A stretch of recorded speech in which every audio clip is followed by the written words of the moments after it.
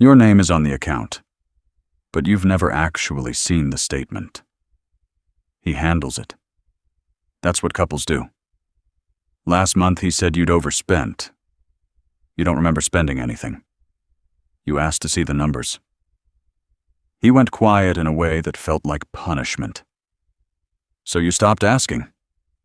That felt practical, easier, safe. You told yourself this was just how your household ran. Something in the back of your mind never stopped noticing.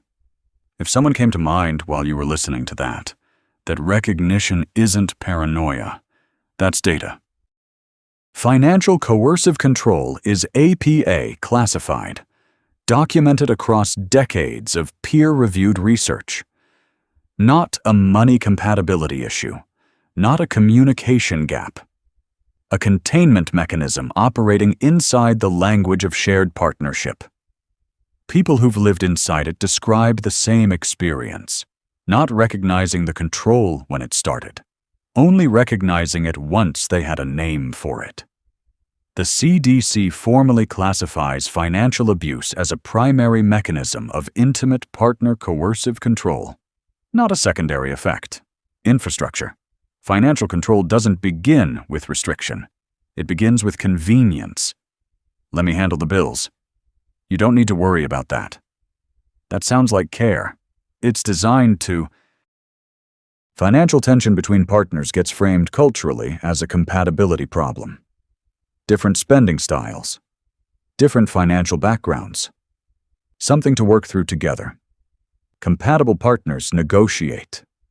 They disagree about money. Then they work through it. A control system removes one party's ability to negotiate before they've noticed it's been removed. Your spending gets reviewed. His doesn't. Account access requires his permission.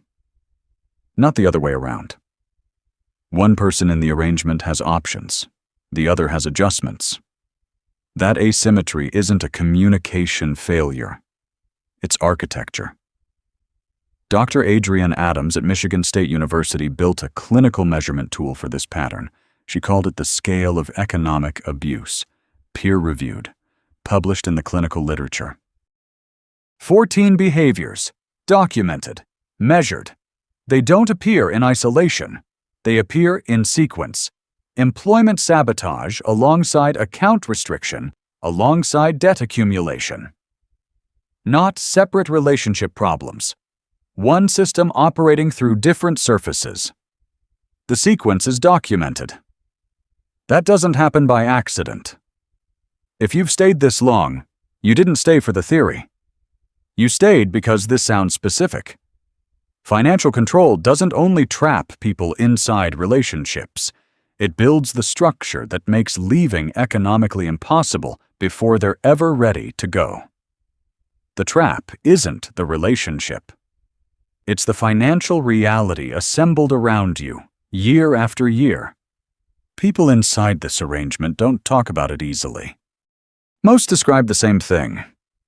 Something felt wrong for a long time. They just couldn't name it. Drop one word in the comments right now. Just one. You already know who this is about. Employment sabotage is one of the 14 documented behaviors. You get a job. Something disrupts it every time. He needs you home, available, creates conflicts that make staying employed unsustainable. Income is independence. Eliminating income is positioning. Account restriction follows. Your name is on everything. Access requires his approval. Debt accumulates. Credit opened in your name. Balances you didn't create. All 14 behaviors cluster into one coherent system. Clustering is what separates a designed control architecture from a difficult relationship.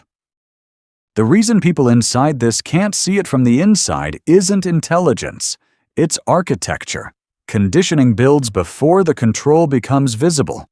You stop managing accounts because he handles them better. That's practical. Questions stop because asking creates conflict. That's keeping the peace. Financial decisions stop feeling like yours to make. Not because your capacity disappeared, because it was systematically bypassed, one accommodation at a time. The cycle isn't always restriction.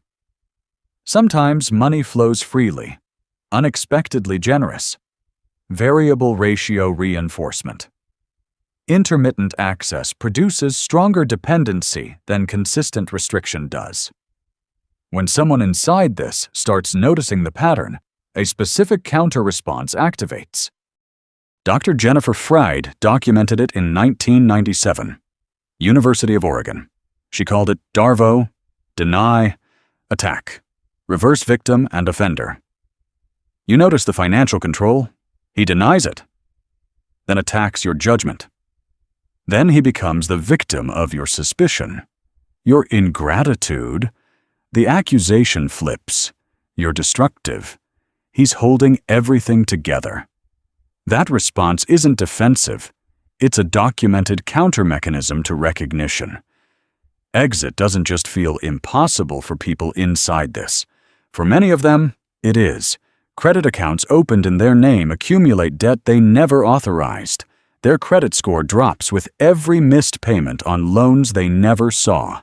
Discovery comes later. An apartment application, a car loan in their own name. Rejected. Credit damage under U.S. law takes a minimum of 7 years to repair. The financial prison doesn't end when the relationship does. Courts have documented cases where partners deliberately destroyed credit profiles as a retention strategy, not as a side effect, as a calculated act to eliminate viable exit before the person was ready to use it. Between 2021 and 2025, financial coercive control completed a legal transition. Clinical research category to named criminal charge.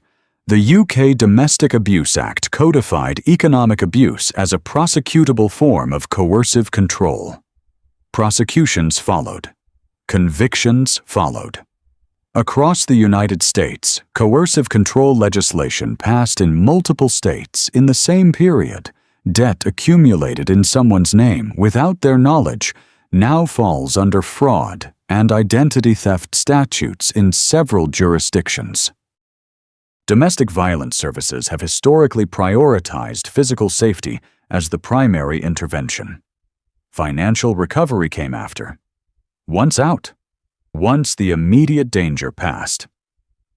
Research across survivor populations consistently identifies financial dependency as the primary barrier to permanent exit. Not an emotional barrier, a logistical one, without credit, without income, without employment history. Stable housing becomes unsustainable. They return, not because they chose to, because every other option was financially closed.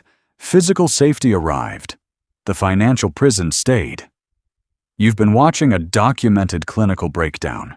That's not what this was. This was a description of something specific. It describes someone in your life, or it describes what happened to you. If this just explained something you've been trying to name for years, you know what to do. Controlling someone's finances doesn't require threats. It just requires time. By the time the person understands they're trapped, the trap was already finished.